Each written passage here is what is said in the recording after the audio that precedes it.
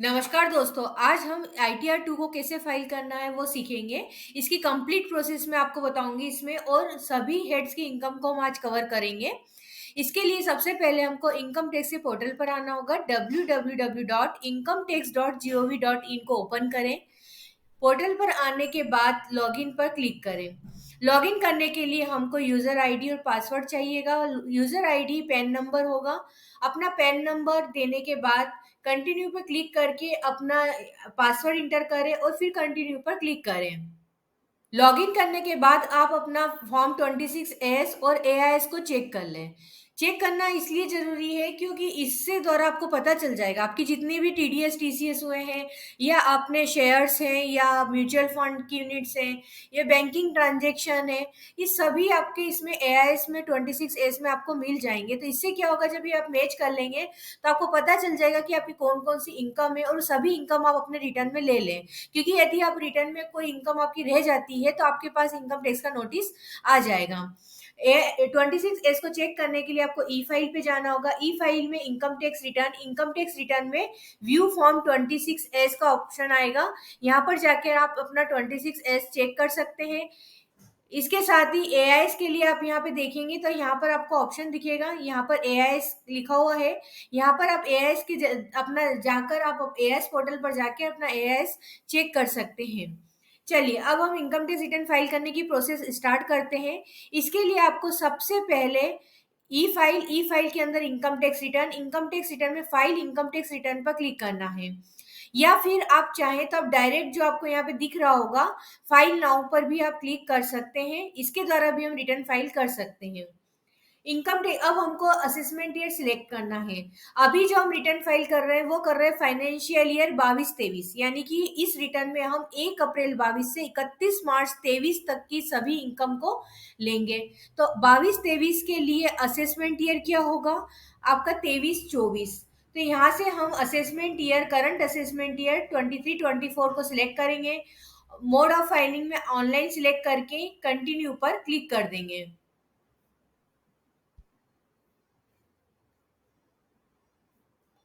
Continue करने के बाद यदि आप पहले से रिटर्न फाइल कर रहे हैं तो आपके पास वो रिटर्न आप रिज्यूम फाइलिंग का ऑप्शन आ जाएगा। यहाँ से आप उस रिटर्न को आगे कंटिन्यू कर सकते हैं।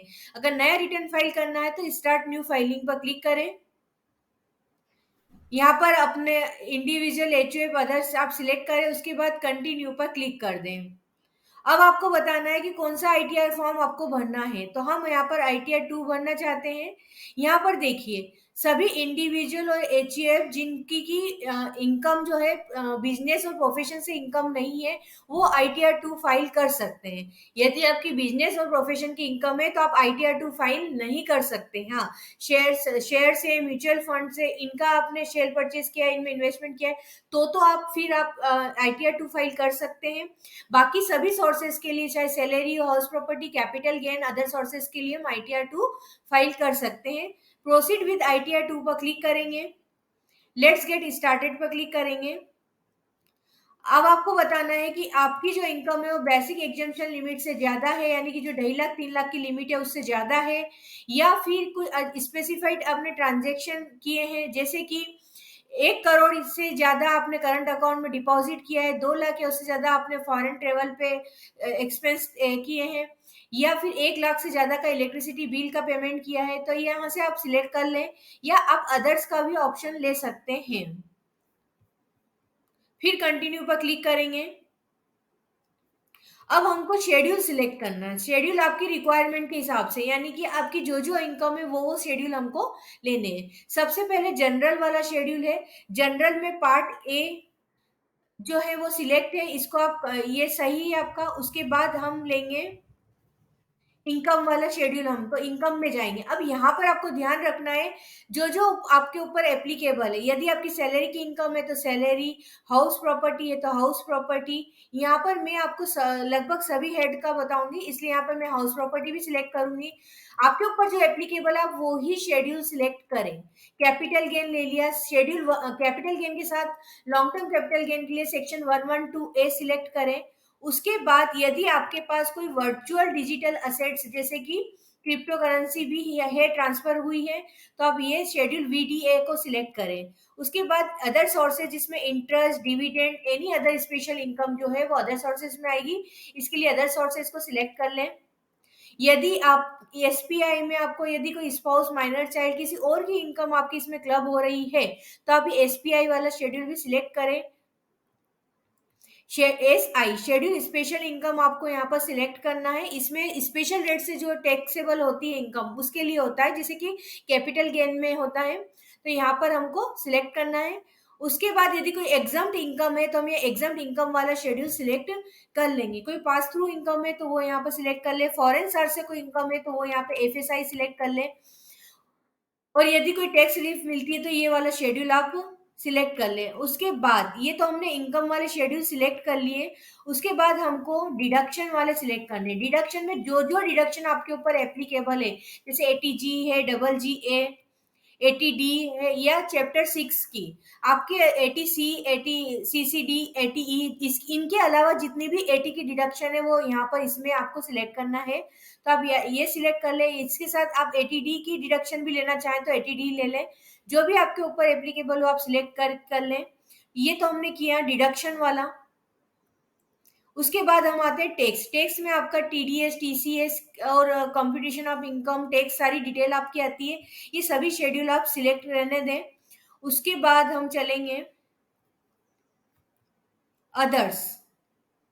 अदर्स में आपके जो कैरी फॉरवर्ड वगैरह के लिए आते हैं शेड्यूल, ये भी आप ऐसे के ऐसे रहने दें। इसमें आप ध्यान रखिएगा यदि कोई फॉरेन असेट्स हैं आपके पास तो आपको ये एफए वाला भी सिलेक्ट करना है। इसके साथ ही यदि आपकी टोटल इनकम 50 लाख रुपए से ज्यादा है तो आपको ये एएल वाला शेड्यूल भी, असेट्स एंड लायबिलिटी वाला शेड्यूल भी सिलेक्ट करना है। सब कुछ सिलेक्ट हो गया, उसके बाद हम कंटिन्यू पर क्लिक कर देंगे। फिर कंटिन्यू पर क्लिक करा, स्किप द क्वेश्चंस पर क्लिक कर दें। अब देखिए जितने भी शेड्यूल हमने सिलेक्ट करे थे उन सब के हिसाब से आपके पास सारे शेड्यूल आ गए। यह हमको सभी को कंफर्म करना जरूरी है। कुछ आपकी इंफॉर्मेशन तो जो एआईएस में है वो कि वही इंफॉर्मेशन वो यहाँ पर भी प्रीफिल रहेगी, आपको फिर भी उसको कंफर्म करना जरूरी होता है। सबसे पहले हमको जनरल इंफॉर्मेशन पर जाना है। यहाँ पर हम क्लिक करेंगे। इन्फॉर्मेशन में सबसे पहले पर्सनल इन्फॉर्मेशन आएगी, आपके नाम, पैन नंबर है। उसमें यदि कुछ चेंजेस करना है तो आप यहाँ नहीं कर पाएंगे, उसके लिए आपको अपने प्रोफाइल सेक्शन में जाके चेंज करना होगा। उसके बाद कॉन्टेक्ट में आपके एड्रेस में आप जरूर चेंज कर सकते हैं, उसके लिए आपको यहीं पे एडिट का ऑप्शन दिख जाएगा। अब हम आते हैं फाइलिंग स्टेटस पे। फाइलिंग स्टेटस में आपको देखना है फाइल्ड अंडर सेक्शन, कौन से सेक्शन में आप फाइल कर रहे हैं। अभी जैसे हम बिफोर ड्यू डेट फाइल कर रहे हैं तो सेक्शन 139(1) को सिलेक्ट करेंगे। यदि आफ्टर ड्यू डेट करेंगे तो 139(4), रिवाइज रिटर्न फाइल करना है तो 139(5), मॉडिफाइड है तो 92CD, और आफ्टर कंडोनेशन ऑफ डिले है तो 1192B को सिलेक्ट करें। उसके बाद यदि कोई नोटिस के रिप्लाई में आप रिटर्न फाइल कर रहे हैं तो जो भी नोटिस आपको आया है वो सेक्शन आप यहाँ से सिलेक्ट कर लें। उसके बाद आपको ये बताना है कि are you opting for new tax regime under section 115BAC। देखिए अभी आपके पास ऑप्शन है कि आप न्यू टैक्स रिजिम को भी ऑप्ट कर सकते हैं, ओल्ड को भी कर सकते हैं।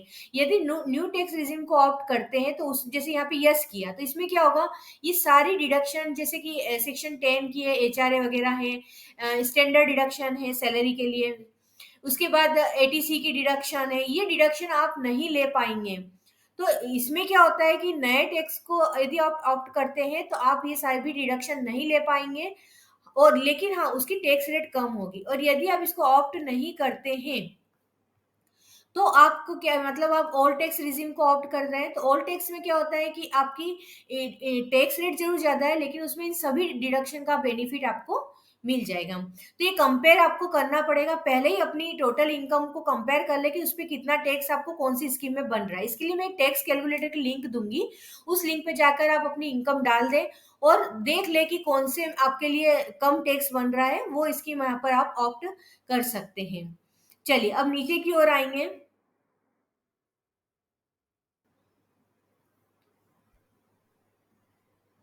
यहाँ पर आपको देखना है रेसिडेंशियल स्टेटस इन इंडिया।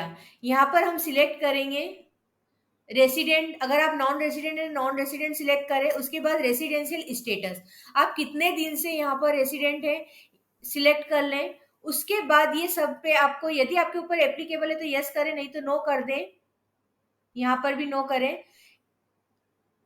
यदि आप रिप्रेजेंटेटिव असेसी के रूप में फाइल कर रहे हैं तो यस करके डिटेल दें, नहीं तो आप नो कर दें। यदि आप किसी कंपनी में डायरेक्टर रहे किसी भी टाइम प्रीवियस ईयर में तो आप यस करके अपनी डायरेक्टरशिप की डिटेल दे दें, नहीं तो आप नो करें। यदि आपने किसी भी time unlisted equity shares hold किए थे तो उस यस करके उसकी डिटेल दे दें, नहीं तो हम नो करेंगे। यहाँ पर सेव पर क्लिक कर दें। उसके बाद बैंक डिटेल का ऑप्शन आ जाएगा। बैंक डिटेल में ध्यान रखिएगा कि आपको बैंक डिटेल्स में कम से कम एक अकाउंट आपका वैलिडेटेड होना चाहिए। यदि वो वैलिडेटेड नहीं है तो पहले अपना बैंक अकाउंट वैलिडेट कर लें। उसमें सही आपका आईएफएससी कोड है, अपना मोबाइल नंबर है, आधार नंबर, सभी से आपका अपने बैंक का जो अकाउंट है वो आपका बैंक डिटेल्स जो है वो आपकी वैलिडेट कर लें। वैलिडेट करने के बाद क्या होगा कि आपको एक अकाउंट जो वैलिडेटेड है उसमें से एक अकाउंट आपको रिफंड के लिए भी उसमें से सिलेक्ट करना होगा। और यह भी ध्यान रखिएगा सभी बैंक की डिटेल, सभी बैंक के डिटेल आप यहाँ पर ले लें। उसमें ऐड अनदर का ऑप्शन आ जाएगा, इसे आप सभी बैंक को ऐड कर लें। उसके ये हमारा जनरल इंफॉर्मेशन कंप्लीट हुई। अब हम शेड्यूल सैलरी पर आते हैं। सैलरी में यदि आपके एक से ज्यादा एम्प्लॉयर है तो यहाँ पर एड अनादर करके आप पहले एक एम्प्लॉयर का डिटेल डाल दें, उससे जो जो सैलरी मिली, फिर वापिस से यहाँ पे आके एड अनादर करें और फिर अपने सेकेंड एम्प्लॉयर की डिटेल इंटर कर दें। सबसे पहले ग्रॉस सैलरी पे हमको यहाँ पर एड अनादर, हमको सैलरी ऐड करनी है। यहाँ पर ले अपने एम्प्लॉयर का नाम ले लें, उसके बाद एड्रेस ले लें, टाउन सिटी,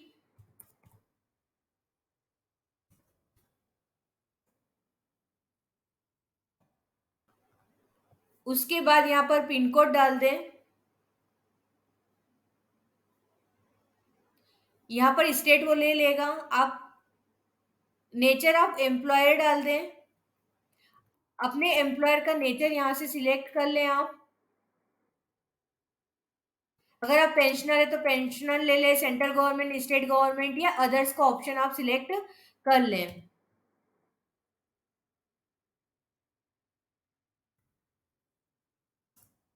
उसके बाद अब देखिए हमको सैलरी की डिटेल देना है। ये तो हमने एम्प्लॉयर की डिटेल दी, अब सैलरी की डिटेल में आपके पास यदि फॉर्म 16 है तो उसको ओपन कर लें। आपको इजीली यहाँ पर उसमें सारी डिटेल मिल जाएगी। आप सेक्शन वाइज आप अपने फॉर्म 16 को चेक करें। जैसे सैलरी एज पर सेक्शन 17(1), इसमें आपकी जो है बेसिक सैलरी है, आपके जितने भी अलाउंसेस है वो सभी आपको यहाँ पर ब्रेकअप उसका देना है। जैसे सबसे पहले आपने बेसिक सैलरी ले ली, फिर जितनी बेसिक सैलरी है वो यहाँ पर आप इंटर कर दें। उसके बाद फिर एड अनदर पे जाएं। जैसे आपको यदि एचआरए मिला हो तो आप यहाँ पर एचआरए मिला, जो जो भी अलाउंसेस मिले हैं वो सब यहाँ पर इंटर करते जाएं। इस तरह से आप अपने सारे अलाउंसेस और बेसिक सैलरी सब यहाँ पर आप ले लें। ये आपको फॉर्म 16 में डिटेल मिल जाएगी। अगर आपके पास फॉर्म 16 नहीं है, आपको सैलरी कैश में मिलती है, तब भी आप यहाँ बेसिक सैलरी में जाके टोटल सैलरी यहाँ पर ले लें। ये एचआरए हो गया आपका। इस तरह से सभी अलाउंसेस है, जो भी आपकी ग्रॉस सैलरी, पूरी टोटल ग्रॉस सैलरी, उसमें एग्जम्प्टेड अलाउंसेस इंक्लूड होंगे। जितने भी मिला है, जो भी मिला है वो सब आप यहाँ पर इंटर कर लें। अब उसके बाद कोई पेर्क्यूसाइड्स भी मिले हैं आपको तो यहाँ 17(2) में आपको लेने हैं। ये पेर्क्यूसाइड्स भी आपको फॉर्म 16 में मिल जाएंगे। नहीं, आपको नहीं लेना है, यहाँ पे जाके आप सिलेक्ट कर लें और यहाँ पर अमाउंट डाल दें। उसके बाद डिलीट कर, अगर आपके पास नहीं है 17(2) में तो आप यहाँ पे डिलीट कर सकते हैं। फिर उसके बाद आपको 17(3) में यदि कोई सैलरी, आपको सैलरी की जगह कोई प्रॉफिट मिला है तो उसकी अमाउंट आपको यहाँ पर से सिलेक्ट कर लें, डिटेल उसका विवरण, उसके बाद आप यहाँ पे अमाउंट ले लें। तो इस तरह से आप अपनी जो है ग्रॉस सैलरी को इंटर कर सकेंगे। चलिए, अब सैलरी को ऐड करने के बाद यदि कोई रिटायरमेंट बेनिफिट अकाउंट भी है, उसकी भी इनकम है तो वो यहाँ पर आप ले, उसके बाद आप नीचे की ओर जाएंगे और यहाँ पर ऐड कर देंगे। ये तो ग्रॉस सैलरी हो गई आपकी। अब देखिए, अगर और भी कोई एम्प्लॉयर है तो आप यहाँ एड अनदर करके आप ऐड कर दें। ग्रॉस सैलरी के बाद यहाँ पर allowances to the extent exemption under section 10, under section 10 जैसे कि एचआरए की डिडक्शन मिलती है, एलटी की डिडक्शन मिलती है, तो हम यहाँ पर अंडर सेक्शन 10 में यहाँ पर जाएंगे।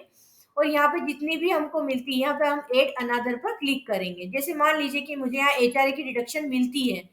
अच्छा, वहां पर पहले 17(1) में हमने क्या लिया था, टोटल अमाउंट ली थी। यहाँ पर जो हिस्सा एग्जम्प्ट है अलाउंस का, केवल वही हिस्सा लेना है। ये सेक्शन वाइज हम देखते चले जाएंगे। जैसे यहाँ पर मुझे एचआरए लेना है, तो ये मैं एचआरए लूंगी, यहाँ पर ऐड कर दिया। तो ये आपका जो था, अभी यहाँ पे अलाउंसेस भी हमने ऐड कर दिए। अब उसके बाद यदि कोई अंडर सेक्शन 89A रिलीफ भी मिलना है, तो वो आप यहाँ पे अमाउंट देंगे। उसके बाद deduction under section 16। Under section 16 में जो होती है स्टैंडर्ड डिडक्शन मिलती है, 50,000 वो खुद ले लेगा। उसके अलावा यदि इंटरटेनमेंट अलाउंस या प्रोफेशनल टैक्स भी आपने पे किया है, तो वो यहाँ पर आपको इंटर करना है। उसके बाद सेव कर दें। ये हमने डिडक्शन भी हो गई। उसके बाद ये आपकी सैलरी की इनकम आ गई, यहाँ पर हम कंफर्म कर देंगे। एक शेड्यूल हमारा और कंप्लीट हो गया है। अब हम आते हैं हाउस प्रॉपर्टी पर। हाउस प्रॉपर्टी, यहाँ पे प्रोवाइड योर कंफर्मेशन पर क्लिक करते हैं। हाउस प्रॉपर्टी में हम दो तरह की इनकम ले सकते हैं। एक तो यदि आपने लेट आउट प्रॉपर्टी है आपकी, तो आपको किराए की इनकम यहाँ पर लेना है। और यदि मान लीजिए कि सेल्फ ऑक्यूपाइड प्रॉपर्टी, तो सेल्फ ऑक्यूपाइड प्रॉपर्टी में आपको इंटरेस्ट का बेनिफिट मिल जाता है यदि आपने उस प्रॉपर्टी पर होम लोन लिया, चाहे लेट आउट हो या आपकी सेल्फ ऑक्यूपाइड हो। तो उस प्रॉपर्टी पे आपको क्या होगा कि इंटरेस्ट, आपने अगर लोन लिया है तो उस लोन का जो इंटरेस्ट पे करेंगे आप, वो इंटरेस्ट की आपको छूट मिल जाएगी। तो कैसे इंटर करना है देख लीजिए। ये शेड्यूल हाउस प्रॉपर्टी पे आके do you want to add more house property, यहाँ पर ऐड डिटेल्स करेंगे। सबसे पहले एड्रेस देना है आपको प्रॉपर्टी का। उसके बाद टाउन सिटी सिलेक्ट कर लें,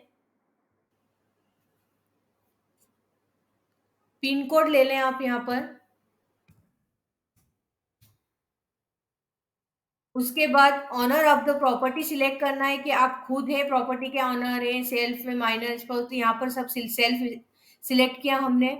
उसके बाद यदि प्रॉपर्टी ज्वाइंट प्रॉपर्टी है, तो आपको यस या नो करना है। ज्वाइंट प्रॉपर्टी है तो फिर आपको परसेंटेज बताना पड़ेगा कि आप कितने परसेंटेज के को ऑनर है। उसके नहीं तो आप नो पर सिलेक्ट करेंगे तो वो 100% ले लेगा।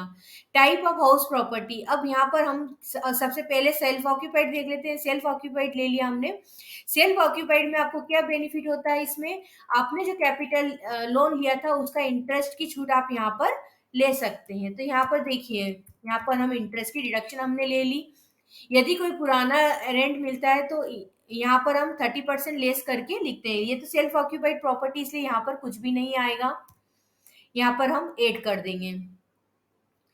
ये तो हमने देखी थी सेल्फ ऑक्यूपाइड प्रॉपर्टी। उसके बाद हमको फिर अब लेट आउट प्रॉपर्टी देखना है, तो ऐड अनदर पर क्लिक करें।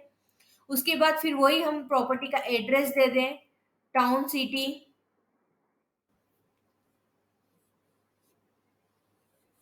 यहाँ पर हमको पिन कोड देना है।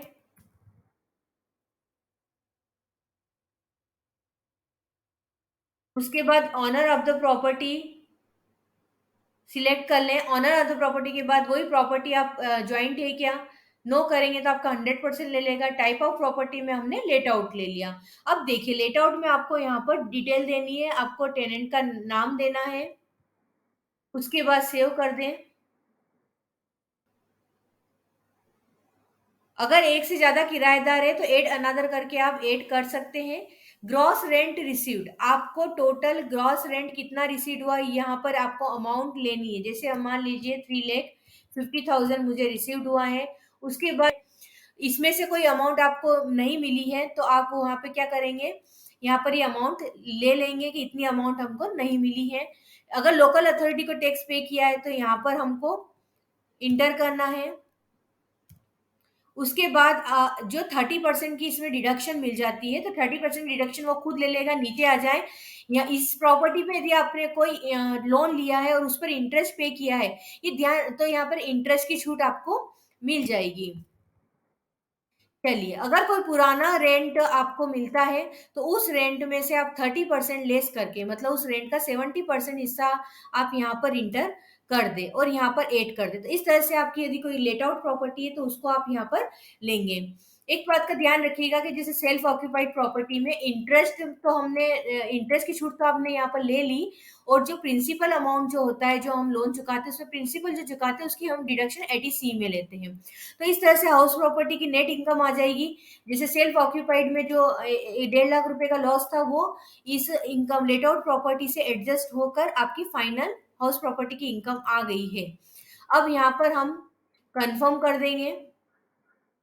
ये एक शेड्यूल और हमारा कंप्लीट हो गया। अब हम हमारे शेड्यूल कैपिटल गेन पर आते हैं। कैपिटल अब हम आते हैं कैपिटल गेन। कैपिटल गेन से पहले हम पहले अदर सोर्सेज को कंप्लीट कर लेते हैं। Schedule income from other sources पर हम क्लिक करेंगे।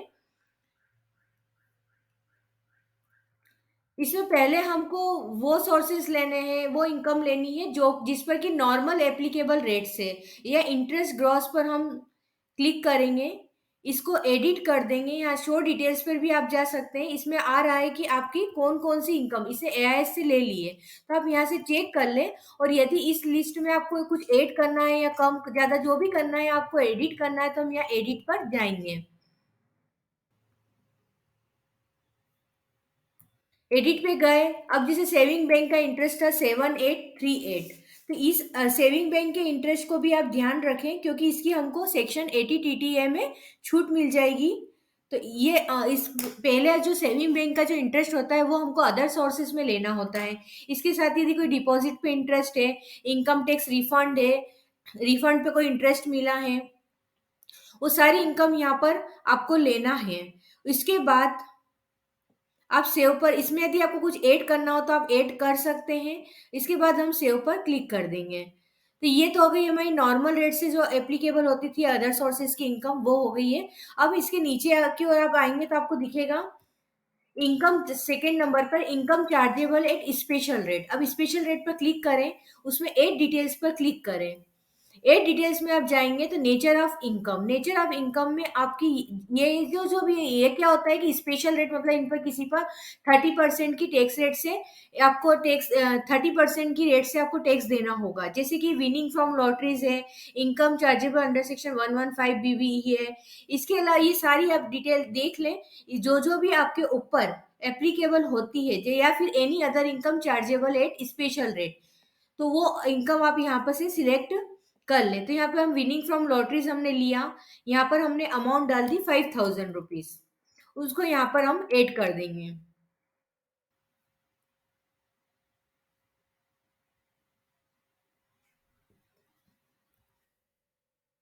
अब इस अब इसके अलावा यदि कोई डिडक्शन भी आपको लेना है, एप्लीकेबल है, तो आप यहाँ पर आप डिडक्शन पे जाकर ऐड डिडक्शन पर क्लिक करके डिडक्शन को ऐड कर दे। उसके बाद हम नीचे की ओर आते हैं। अब यहाँ पर देखिए information about accrual receipt of income from other sources, यहाँ पर हम इसके ऊपर आप देखेंगे 8 नंबर पर income from activity earning and maintaining race horse. आप अगर आपको रेस हॉर्स से भी कोई इनकम हुई है तो वो यहाँ पर आपको इंटर करना है। यहाँ पर जाएंगे आप और यहाँ ऐड इनकम करके आप उसको इनकम को ऐड कर दें। अब उनके लास्ट में आप देखेंगे information about accrual receipt of income from other sources, यहाँ पर हमको क्लिक करना है। ये जो भी हम डिविडेंड की इनकम है या फिर आपने इनकम स्पेशल रेट वाली जो इनकम है by way of winning from lotteries crossword, ये सारी का आपको क्वार्टर वाइज आपको बताना है कि किस किस क्वार्टर में। जैसे हमने 5000 रुपये विनिंग फ्रॉम लॉटरीज लिए थे, तो ये 5000 रुपये हमने कौन से क्वार्टर में अर्न किए वो भी आपको लेना है। आप यहाँ पर क्वार्टर वाइज डालें। जैसे मैं मान लेती हूँ कि मैंने इस समय इसका ये रिसिप्ट हमको इस क्वार्टर में मेरे को मिली थी ये, तो हमने ये इसमें ले लिया है। आप अपने ऊपर जो भी एप्लीकेबल है वो उस क्वार्टर में आप इंटर कर दें। उसके बाद डिविडेंड की इनकम भी है तो आप डिविडेंड की इनकम को भी इसी तरह आपको इंटर करना है। फिर नीचे आके हम कंफर्म पर क्लिक कर देंगे। तो ये हमारा अदर सोर्सेज भी कंप्लीट हो गया। हम अदर सोर्सेज के बाद हम ले लेते हैं डिडक्शन, देख लेते हैं पहले डिडक्शन अंडर चैप्टर 6A। तो यहाँ पर प्रोवाइड योर कंफर्मेशन में हम जाएंगे। यहाँ पर हमको 80C की डिडक्शन या सेक्शन 80 की डिडक्शन हमको यहाँ पर लेनी है। सबसे पहले पार्ट बी में हम एड अनदर पर क्लिक करेंगे। यहाँ पर आप लिस्ट देख लें कि कौन कौन से आपके ऊपर एप्लीकेबल है डिडक्शन। सबसे पहले 80C आ रही है, 80E है। इसके अलावा भी दूसरी सेक्शन आपको यहाँ पर मिल जाएगी। तो इस लिस्ट में से आप सिलेक्ट कर लें और उसकी अमाउंट यहाँ पर इंटर कर लें। जैसे यहाँ पे मैं मान लेती हूँ कि मेरे एटीसी की डिडक्शन इतनी है। उसके बाद हम 8 पर क्लिक कर दें।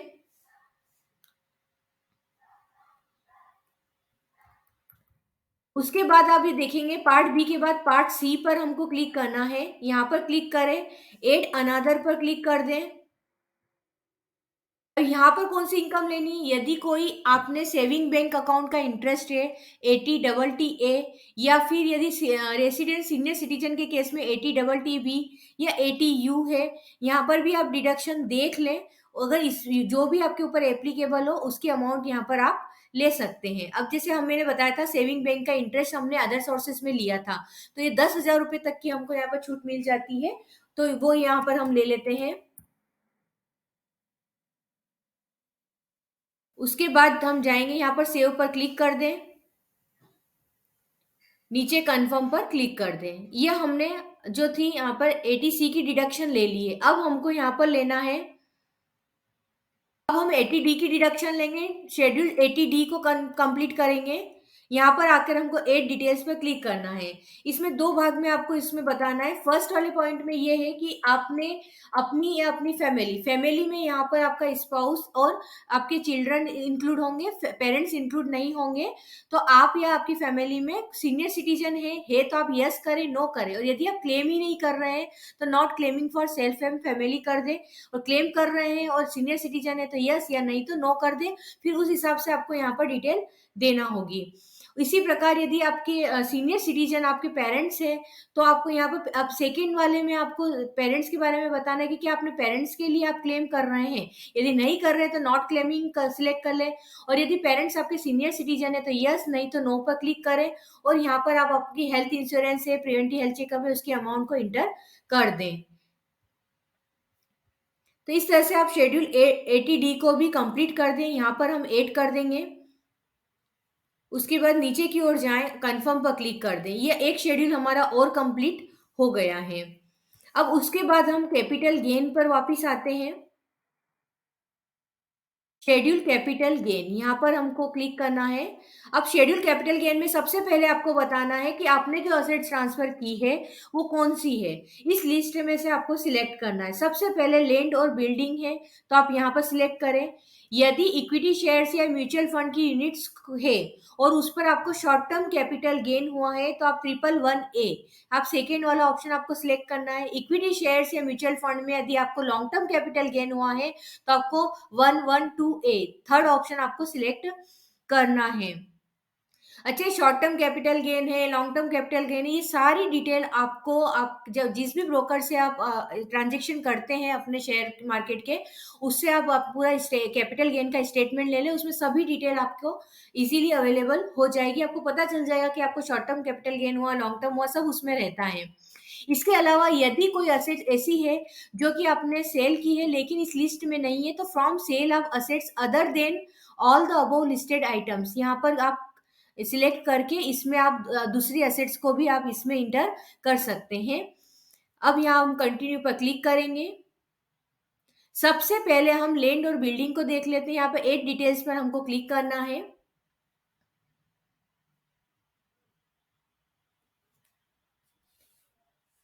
चलिए, सबसे पहले वो जो लैंड और बिल्डिंग है आपने कब परचेज की है वो आप यहाँ पर लें।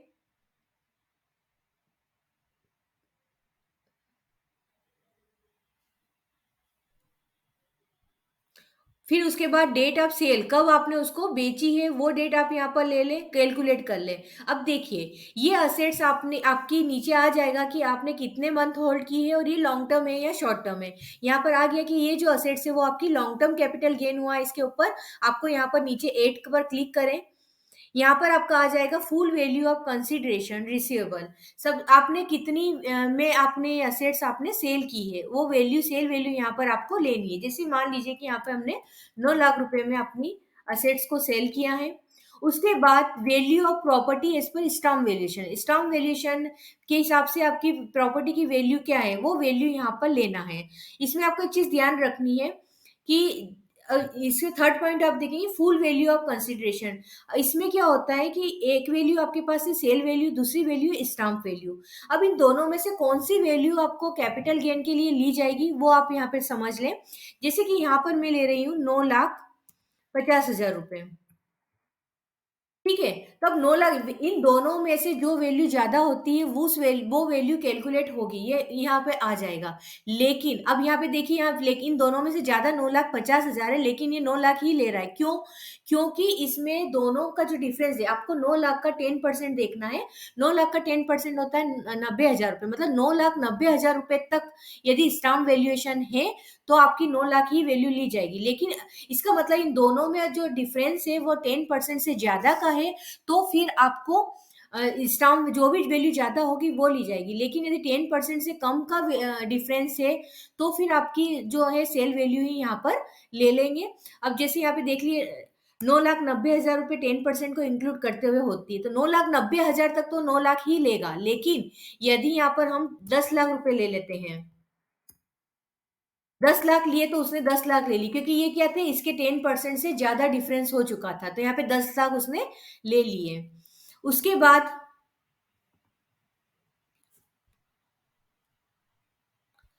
अब हमको लेनी है cost of acquisition. Cost of acquisition में आपको जितने में आपने खरीदी थी वो वैल्यू यहाँ पर आपको देनी है। उसके बाद cost of acquisition with induction वो खुद ले लेगा। कॉस्ट ऑफ इम्प्रूवमेंट, यदि आपने बाद में भी उसमें कुछ इम्प्रूवमेंट किए तो वो वैल्यू यहाँ पर आपकी आ जाएगी। इसके लिए आप ये नीचे की तरफ देखेंगे एड अनदर, यहाँ पर आपको क्लिक करना है। यहाँ पर कॉस्ट ऑफ इम्प्रूवमेंट जैसे 50,000 रुपये किए हैं तो वो यहाँ पे आ जाएंगे। उसके बाद कौन से ईयर में इम्प्रूवमेंट किया वो ले ले। उसके बाद की वैल्यू वो इंडेक्सिंग वैल्यू वो खुद ही निकाल लेगा। और इसके अलावा भी यदि और भी इम्प्रूवमेंट है तो आप एड अनदर पर क्लिक करके उसको एड कर दें। अब नीचे की ओर हम आएंगे। यदि आपने ट्रांसफर करते हुए कोई एक्सपेंडिचर किए हैं तो वो एक्सपेंडिचर की वैल्यू यहाँ पर आ जाएगी। इस तरह से आपका जो लॉन्ग टर्म कैपिटल गेन था वो कैलकुलेट हो गया है। इसमें से यदि आपको कोई deduction section 54B, 54B, 54EC, 54F, 54GB के लिए भी आप एप्लीकेबल है आपके ऊपर, तो डिडक्शन की अमाउंट आपको यहाँ पर लेनी है। तो अब यहाँ पर एट अनादर पर आप क्लिक करेंगे और आप वो डिडक्शन की अमाउंट इंटर कर देंगे। कौन से सेक्शन में लेना है वो सिलेक्ट करके उसकी अमाउंट इंटर कर दें। उसके बाद आप नीचे की तरफ आएंगे। अब यहाँ पर आपको बायर्स की डिटेल देना है, नेम ऑफ द बायर दे देंगे। उसके बाद पेन नंबर, आधार नंबर जरूरी नहीं है। परसेंटेज ऑफ शेयर्स यहाँ पर देना है कि उसका कितना परसेंटेज है, तो हम यहाँ पर 100 ले लेते हैं। जो भी उसका परसेंटेज है वो आप यहाँ पर ले लें। अमाउंट लेंगे यहाँ पर हम। उसके बाद आपको एड्रेस देना है।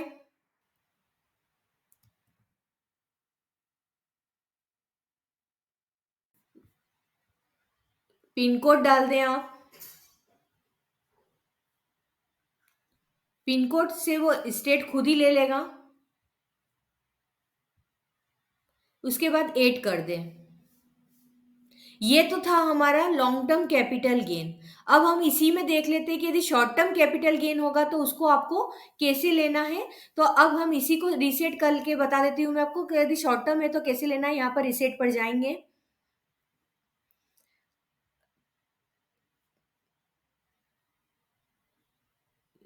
यहाँ पर डेट ऑफ परचेस ले ली, डेट ऑफ सेल ले लेंगे।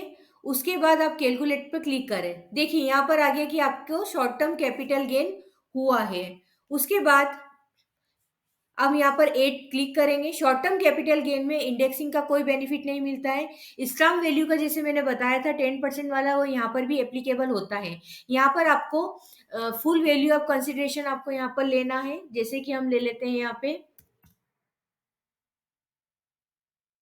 उसके बाद वैल्यू ऑफ प्रॉपर्टी आप कौन सी है वो यहाँ पर आप ले लें, वैल्यूएशन स्टाम्प ड्यूटी के हिसाब से। उसके बाद नीचे हमको कॉस्ट ऑफ एक्विजिशन डालना है, जितने में आपने खरीदी थी वो प्रॉपर्टी वो यहाँ पर आप ले लें।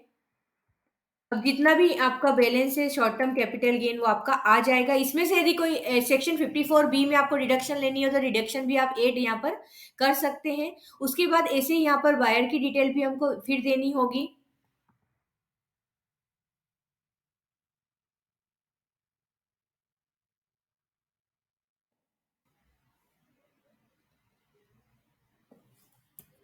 यहाँ पर अमाउंट इंटर कर देंगे, एड्रेस लेना है, पिन कोड दे दें, उसके बाद ऐड कर दें। तो ये दोनों हमने शॉर्ट टर्म और लॉन्ग टर्म दोनों देख लिए, यहाँ पर हम ऐड कर देते हैं।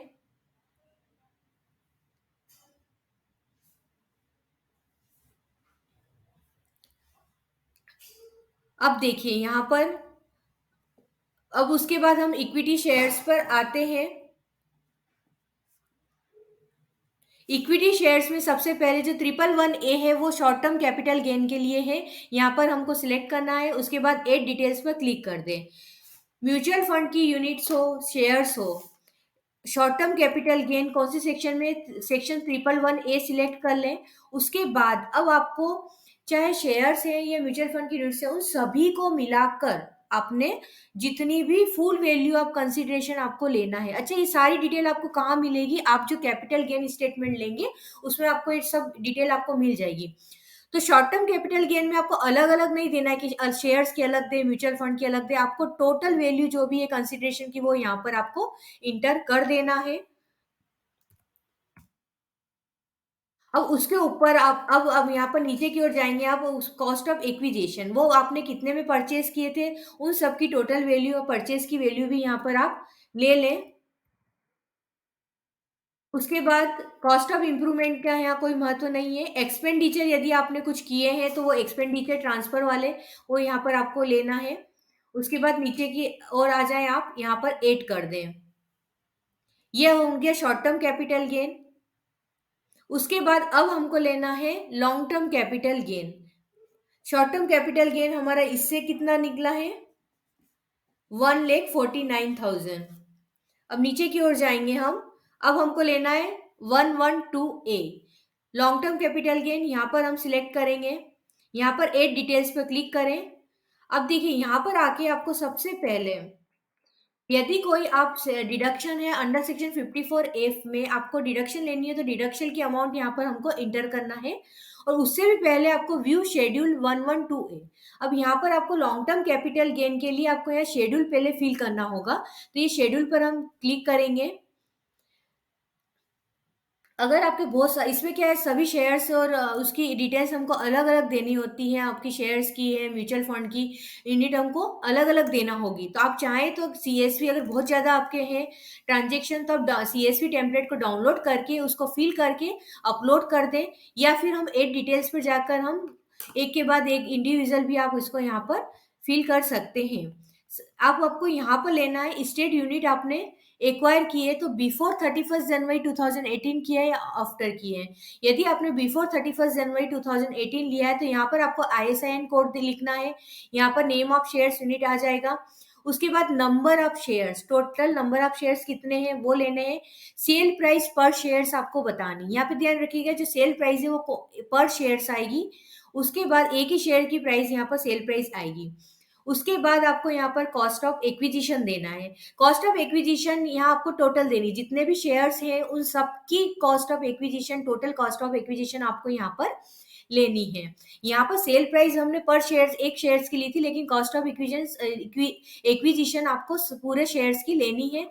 उसके बाद fair market value as on 31 January 2018 आपको लेनी है, और ये भी पर शेयर ही आपको, पर शेयर या पर यूनिट आपको यहाँ पर लेना है। उसके बाद जो एक्सपेंडिचर है वो अमाउंट यहाँ पर ले लेंगे। इस तरह से फुल वैल्यू ऑफ कंसिडरेशन यहाँ पर आ जाएगा और यहाँ पर आप ऐड कर देंगे। अगर आपने 2018 के बाद में लिया है तो हम यहाँ आफ्टर 31 जनवरी सिलेक्ट करते हैं। अब इसमें आपको फिल करना और आसान हो गया, सिर्फ आपको कॉस्ट ऑफ एक्विजिशन जो है टोटल वैल्यू आप यहाँ पर कॉस्ट ऑफ एक्विजिशन डाल दें। जैसे कि मान लीजिए कि यहाँ पे मैंने 50,000 रुपये डाल दिए। उसके बाद कोई एक्सपेंडिचर किए हैं तो आप यहाँ पर आप एक्सपेंडिचर ले सकते हैं। फुल वैल्यू ऑफ कंसिडरेशन, आपने कितने में सेल किए उसकी फुल वैल्यू आपको यहाँ पर लेनी है। मान लीजिए कि मैंने यहाँ 65,000 में सेल किए हैं, तो यहाँ पर हम ऐड कर देंगे। तो ये हमने लॉन्ग टर्म कैपिटल गेन को भी यहाँ पर ऐड कर दिया है। अच्छा, शेयर्स के केस में जो लॉन्ग टर्म कैपिटल गेन होता है वो कब होता है, जब आपने शेयर्स या यूनिट्स को आपने 1 साल से ज्यादा होल्ड करके रखा हुआ है। यहाँ पर हम कंफर्म कर देंगे।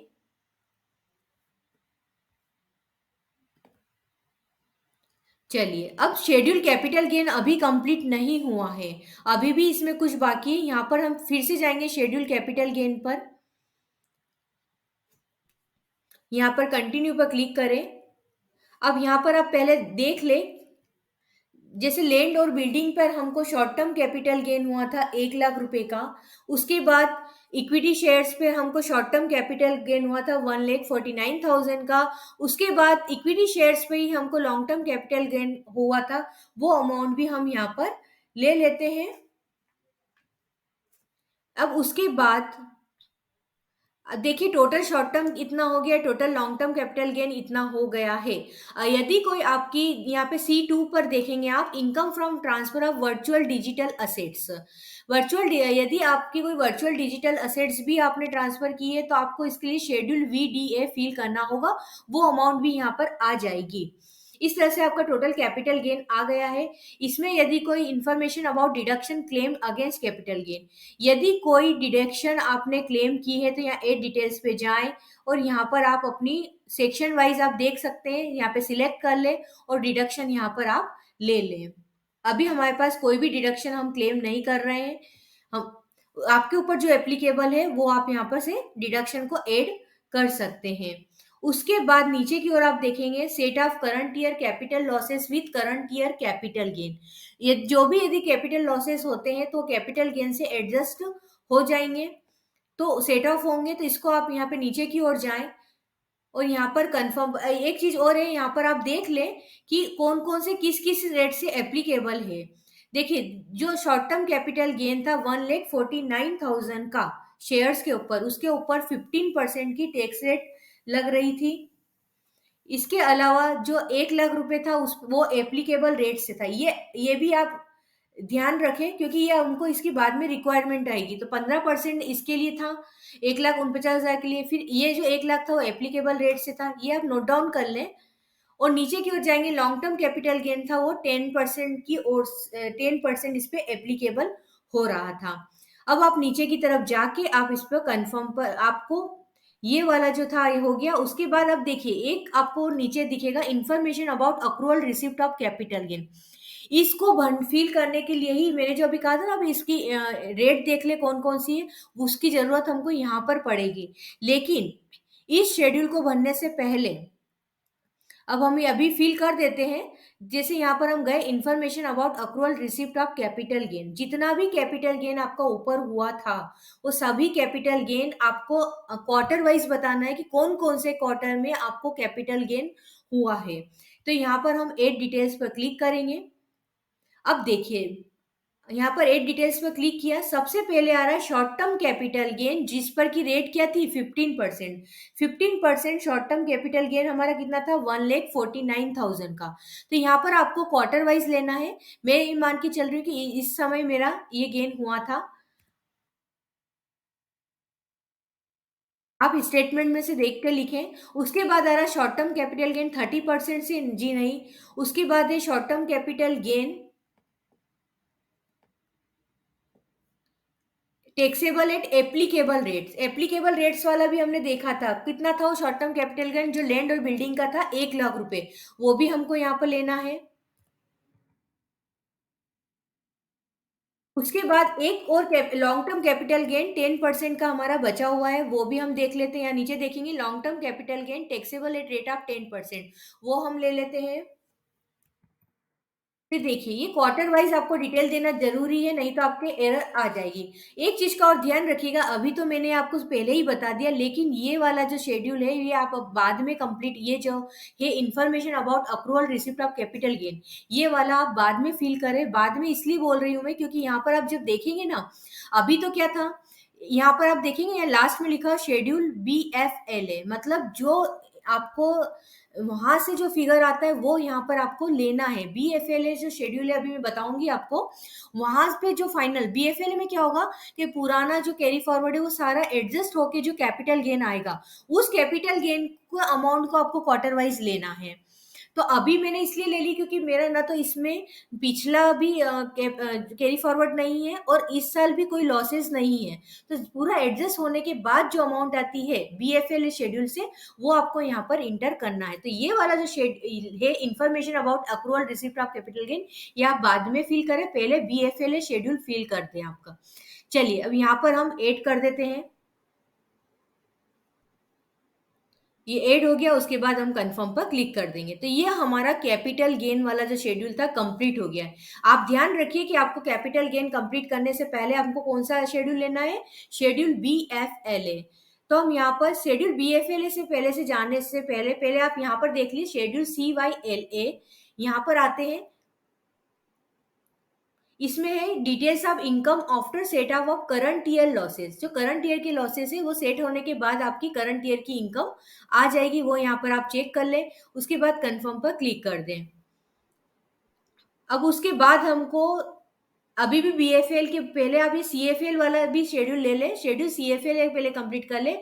इसमें क्या होता है कि इसमें details of losses to be carried forward to future years, आने वाले समय में आपकी कौन सी अमाउंट, यदि कोई लॉसेस है जो कैरी फॉरवर्ड होंगे तो वो ये डिटेल यहाँ पर अपने आप वो ले लेगा। वो सब लेने के बाद यहाँ कंप्यूट सेट ऑफ पर क्लिक कर दें।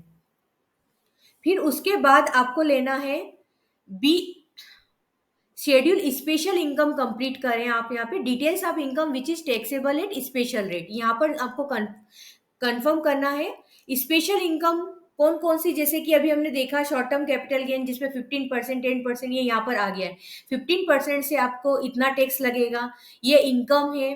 ये सब आप यहाँ पर चेक कर ले, ये एक कौन सी सेक्शन में कितने परसेंट से है, ये डिटेल भी आपके यहाँ पर आ जाएगा। एक चीज और थी, यहाँ पे 30% से 5,000 रुपए का भी आ रहा था, विनिंग फ्रॉम लॉटरी वाला।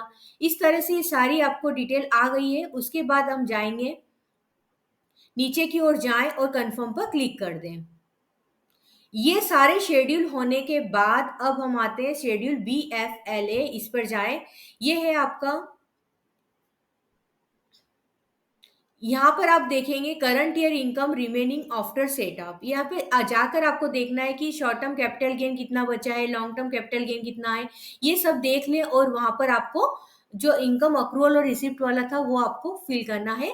उसके बाद कंप्यूट सेटअप पर क्लिक कर दें, कंटिन्यू पर क्लिक कर दें। अब देखेंगे आप यहाँ पर आपके लगभग सभी शेड्यूल कंप्लीट हो चुके हैं। अब यहाँ एएमटी वाले शेड्यूल पर जाएं, इसमें आपको नीचे जाके कंफर्म पर क्लिक कर दें। फिर एएमटीसी वाले शेड्यूल पर जाना है, इस पर भी आप नीचे जाकर कंफर्म कर दें।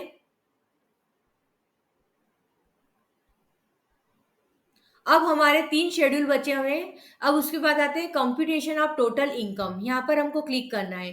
टोटल इनकम में आप देखेंगे सैलरी, हाउस प्रॉपर्टी, सभी सोर्सेज से इनकम आपकी यहाँ पर आ जाती है। चेक कर ले और कंफर्म पर क्लिक कर दें। ये हो गया। उसके बाद अब आपको आना है टैक्स पेड वाले में। टैक्स पेड में क्या क्या आता है, आपकी टीडीएस की डिटेल, जैसे कि यदि सैलरी पे टीडीएस हुआ है तो यहाँ पर आ जाएगी वो डिटेल। और यदि आपको ऐड करना है तो आप यहाँ ऐड डिटेल से ऐड कर सकते हैं। ऐसे ही टीडीएस अदर देन सैलरी है तो वो यहाँ पर डिटेल आ जाएगी। और यदि आपको 16B 16C मिला हुआ है तो वो टीडीएस की डिटेल आपको यहाँ पर आ जाएगी। टीसीएस है तो वो डिटेल आपकी यहाँ पर आ जाएगी। इसके अलावा यदि कोई आपने advance tax, self assessment tax भरा है तो वो डिटेल आपको यहाँ पर देना है। इसके लिए क्या करेंगे, यहाँ पर क्लिक किया, एड डिटेल्स पर गए। एड डिटेल्स में आपको अपने चालान का BSR code, date of deposit, चालान सीरियल नंबर और अमाउंट इंटर करना है। अभी भी जैसे अब ये रिटर्न फाइल कर रहे हैं, अब इसमें कोई अमाउंट ड्यू आ जाती है, हमको वो टैक्स भरना है तो क्या करेंगे, वो टैक्स भरेंगे। और उसके बाद आप यहीं पे आके आपको जो advance tax and self assessment tax में देखना है कि आपका उसका अपडेट हो गया है। यदि अपडेट हो गया है तो कोई बात नहीं है, अपडेट नहीं हुआ तो आपको जैसे मैंने अभी बताया है वो चालान की डिटेल आपको यहाँ पर इंटर करनी होगी। उसके बाद हम कंफर्म पर क्लिक कर देंगे।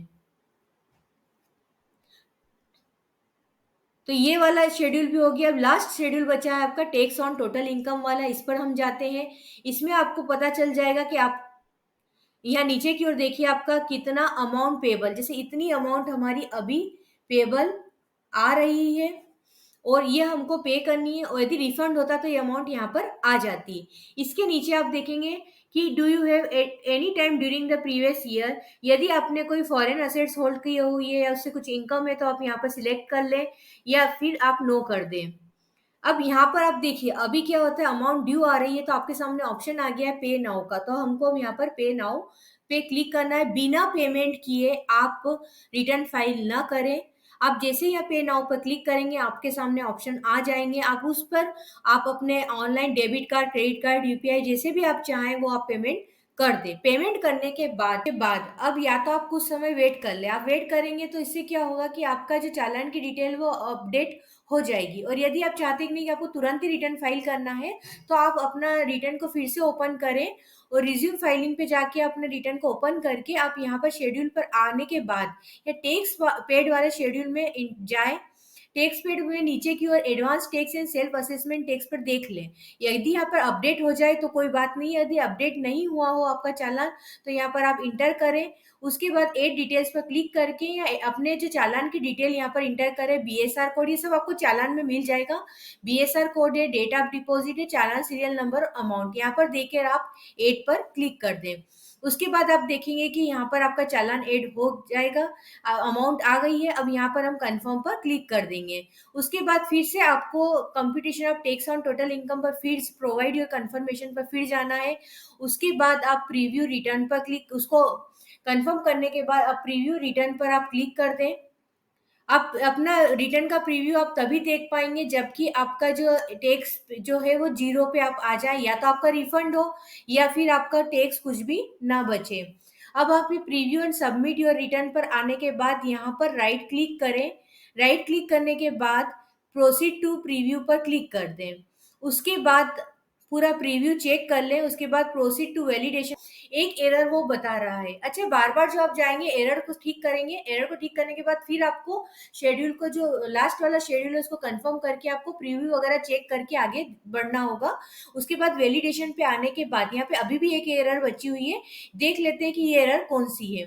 ये एरर है हमारी टैक्स डिडक्टेड एट सोर्स वाला, जो टैक्स पेड वाला जो शेड्यूल था उसके अंदर जो टीडीएस से रिलेटेड था वो उसमें टीडीएस तो अपने आप आ रहा था, उसमें शायद कुछ रह गया है, देखते हैं। ये देखिए नीचे हमने उसने जो टीडीएस में क्या होता है कि टीडीएस वाले शेड्यूल में जो टीडीएस की अमाउंट तो उसने ले ली, ग्रास अमाउंट भी ले ली कि इस अमाउंट पे इतना टीडीएस हुआ वो भी ले लिया। लेकिन अब ये आपसे पूछा जाता है कि जो टीडीएस जो हुआ है वो ये वाली इनकम आपने कौन से सोर्स में दिखाई है। तो यहाँ पे हेड ऑफ इनकम में से आपको हाउस प्रॉपर्टी है, अदर सोर्सेस से कैपिटल गेन है। जिस सोर्स में भी आपने इनकम दिखाई है उस सोर्स को यहाँ पे सिलेक्ट करें और सेव पर क्लिक कर दें। उसके बाद अब देखिए अब वापस से अब वही कंटिन्यू करेंगे उसको आगे। वैलिडेशन पे तक आएंगे आप तो वैलिडेशन सक्सेसफुल का मैसेज आ जाएगा। अब यहाँ प्रोसीड टू वेरिफिकेशन पर आप क्लिक कर दें। इसके बाद आपको ई वेरीफाई का ऑप्शन आएगा। ई वेरीफाई आप अभी करना चाहते हैं तो कर सकते हैं, बाद में भी आप कर सकते हैं, सबमिशन के 30 दिन के अंदर आपको करना है, या आप चाहें तो ITR-4 को डिपार्टमेंट को भेजकर भी कर सकते हैं। हम ई वेरीफाई नाउ पर क्लिक करके कंटिन्यू पर क्लिक कर दें। ये आप अपने आधार नंबर से जो मोबाइल नंबर रजिस्टर्ड है उस पर एक ओटीपी आएगा, उससे भी कर सकते हैं अपने आधार नंबर से, या डीएससी से, net banking, bank account, demat account किसी भी रूप में आप कर सकते हैं। यहाँ पे हम OTP Aadhaar with OTP select करते हैं। उसके बाद आप जो भी नंबर अपने आधार के साथ अटैच है उस पर एक ओटीपी आएगा।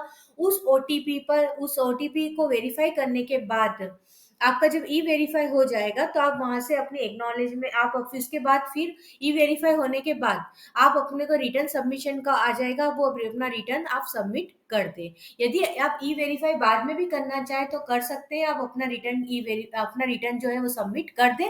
और जैसे ही आप रिटर्न सबमिट करेंगे और यदि आपका ई वेरीफाई भी हो जाता है तो आपकी एक्नॉलेजमेंट उसी वक्त आप डाउनलोड कर सकते हैं। तो इस तरह से फ्रेंड्स आप ITR-2 आप खुद भी फाइल कर सकते हैं।